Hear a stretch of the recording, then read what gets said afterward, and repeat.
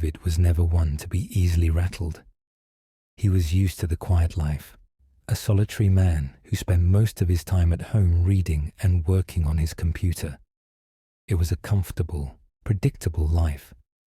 But that was before the call started. It began with a few odd hang-ups, just a ring, and when he answered, nothing but silence. He thought it was just a wrong number, until the voice started. "Is it you?" came the first voice, rasping and cold, on the other end of the line. David's skin crawled. He gripped the phone tighter. "Who is this?" The response was nothing more than a distorted laugh.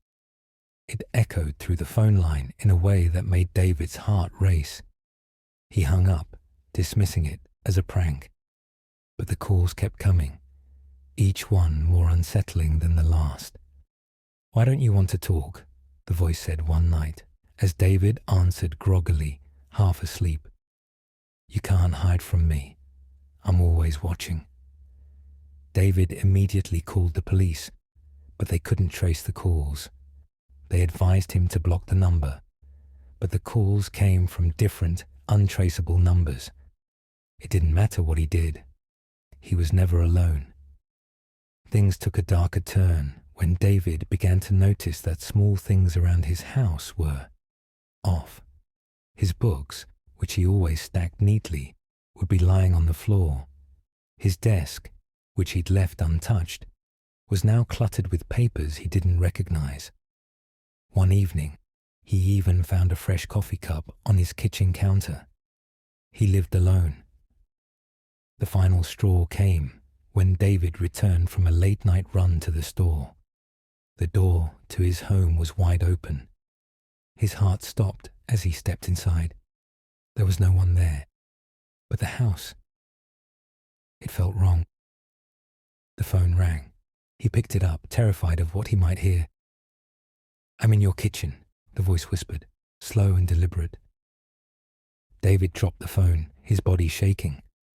When he gathered enough courage to check the kitchen, it was empty.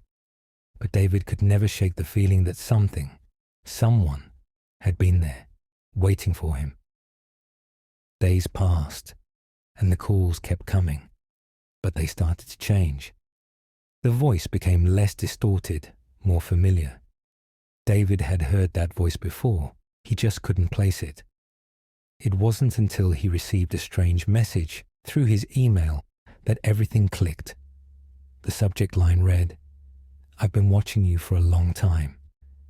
The email contained a picture of David taken through his living room window while he was sitting at his desk. David was horrified. He quickly scrolled through the message, but there was something else that made his blood run cold, an old photo attachment. It was a picture of him and his ex-girlfriend, Emily, from a time when they were happy together. She had always been possessive, but after their breakup, he hadn't heard from her in months. In a panic, David called the police again and explained everything. They traced the IP address of the email and arrived at a nearby apartment where Emily had been living since their breakup. The officers knocked on her door, but Emily wasn't answering.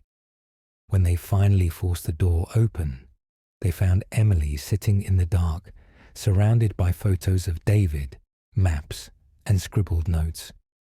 She had been keeping track of his every move, every phone call, every conversation. She hadn't just been calling him. She had been there, in the shadows, watching him for months.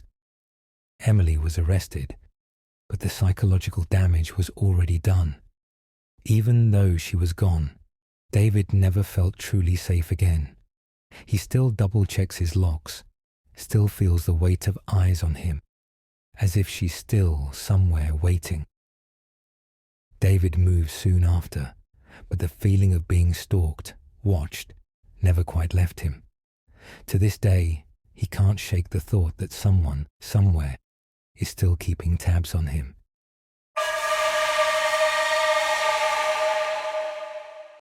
Megan loved her morning runs. It was her time to clear her mind, stretch her legs, and feel the crisp morning air. But on this particular morning, as she jogged down a quiet road, something didn't feel right. It started with a car that was driving far too slow for the time of day. The car passed her, then slowed down to match her pace. Megan quickened her steps, thinking nothing of it. But then the car slowed with her, keeping just enough distance to remain visible in her peripheral vision. With each turn she took, the car did the same. It was like it was following her, not driving past her. Megan's breath caught in her throat. She glanced behind her, but the car was still there, its headlights dim and unblinking, always just a few feet away. Her instincts kicked in. She picked up the pace, her heart hammering in her chest, but the car stayed right behind her, never speeding up, never pulling ahead. It was as if it was waiting for her to make a mistake, to slip up. She turned onto a busier street, hoping the crowd would scare the car away, but the vehicle turned as well, never losing sight of her. Panic set in. Megan darted down an alley, hoping to lose it, but the car pulled into the alleyway, blocking her exit. At that moment, fear surged through her like never before. She had to get away. Without thinking, Megan turned sharply and ran toward the nearby police station, her feet pounding against the pavement, faster than she had ever run in her life. She glanced over her shoulder and saw the car still following her, its headlights flickering in the early morning mist. The car was closer now, right on her tail. Megan's heart raced as she reached the police station, the building just ahead. She slammed her hand against the door, pushing it open and rushing inside. The police officers at the front desk looked up in surprise, but before they could say anything, Megan turned around to see the car pull into the parking lot. It stopped just outside the station, its engine idling. But as soon as the car saw Megan standing inside the police station, something strange happened. The driver quickly shifted the car into reverse, spinning the tires before speeding off into the street, disappearing into the morning fog. The officers followed her outside, but the car was gone, vanishing without a trace. Megan was left standing in the safety of the station, still shaking. She had no idea who the driver was, or why they had been following her. All she knew was that it had been far too close. The police took a report, but they never found the car, nor did they find any sign of the driver.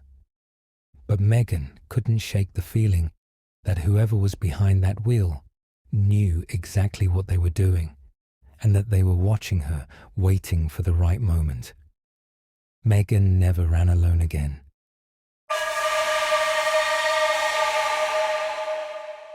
When Sarah moved into the small apartment complex, she was eager for a fresh start in the city. The complex seemed quiet, almost peaceful, and the neighbors she had met were friendly.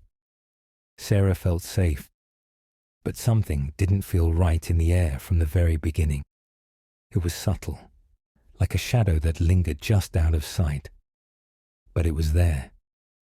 At first, Sarah shrugged it off. She went about her daily routine, enjoying the simple peace of her apartment. However, strange occurrences began. One evening, as she was sitting on her couch, reading a book, she noticed a figure pass by her window. The curtain shifted, and she could just make out the outline of someone moving outside. She wasn't sure if she had imagined it, but the next night, it happened again, and then again. The figure wasn't there for just a brief moment. It lingered, standing at the corner of the window, watching her. Every time she tried to peek out, the figure would vanish into the shadows. Sarah told herself it was just a neighbor or someone walking by. But the unease settled deeper. Then came the notes. It started with one, slipped under her door with a single phrase, "I see you." At first, Sarah laughed it off as a prank, until the notes kept coming. They were all brief but chilling. like someone was playing with her mind. I know your every move. You're never alone. Each note seemed to taunt her, pushing her deeper into fear. One night, as Sarah returned from work, she noticed her apartment door slightly ajar. Her heart skipped a beat. She was sure she had locked it before leaving. She rushed inside, scanning every corner, every shadow. Nothing seemed disturbed, but the sense of being watched was overwhelming. The following evening, Sarah's worst fear was realized. As she was reading, she caught a glimpse of movement outside her window. She moved closer to the glass, heart pounding, and saw a figure standing just beyond the dim light of the street lamp. This time, she could see it clearly. A tall, unnaturally thin man in dark clothing, his face obscured by the darkness, yet his eyes, she could feel them staring straight at her. Panic surged through her. She grabbed her phone and called the police. But when they arrived, the man was gone. They found nothing. No trace. No sign of forced entry. But Sarah knew. She knew he was still out there watching. The police installed security cameras, but the figure never showed again. Sarah moved out shortly after, but she still doesn't sleep well at night. Every time she passes by her old apartment complex, she feels eyes on her, hidden in the shadows.